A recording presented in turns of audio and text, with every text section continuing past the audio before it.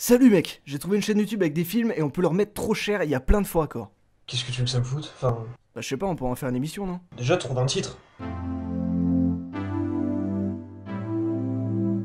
Je vois pas le raccord. Ta gueule! Salut Blin!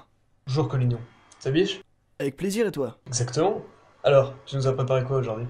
Eh ben on part sur deux films, Billy et le jour de mon anniversaire. Tu t'attaques à deux gros classiques là. S'il en est. Dans cet extrait de Billy, on peut voir Edward, le personnage principal, s'adresser à la caméra.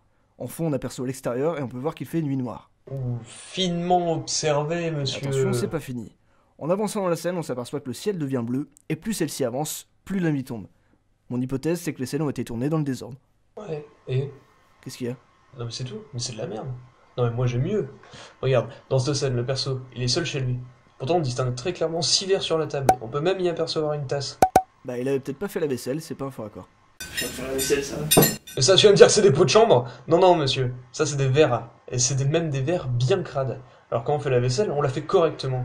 C'est pour oublier à moitié, ça vaut pas le coup. Bien vu l'aveugle. Ça te la coupe, hein. Ouais, et ça aurait pas pu arriver si t'étais cet homme-là. On sent une immense bonne volonté dans son geste. Il fait ce qu'il peut, mais il peut peu. Je lui attribue un 5 sur 20 pour une action effectuée selon moi avec trop de nonchalance. C'est sûr qu'il fait pas honneur à son hôte. Parce que lui, il y met du sien pour lui apporter un confort, sans faille.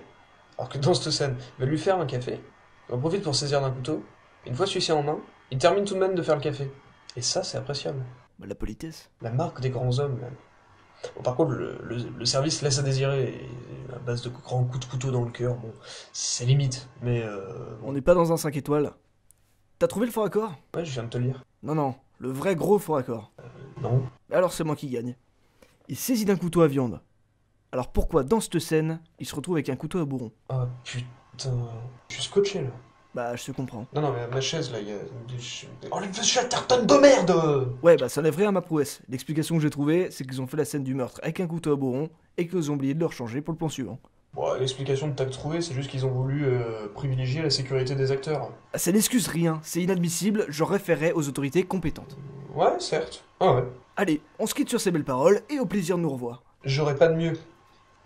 J'ai lu phonétiquement à peu près avec les lettres qu'il y avait à la fin, je me souvenais plus ce que je voulais dire. J'aurais pas de mucus.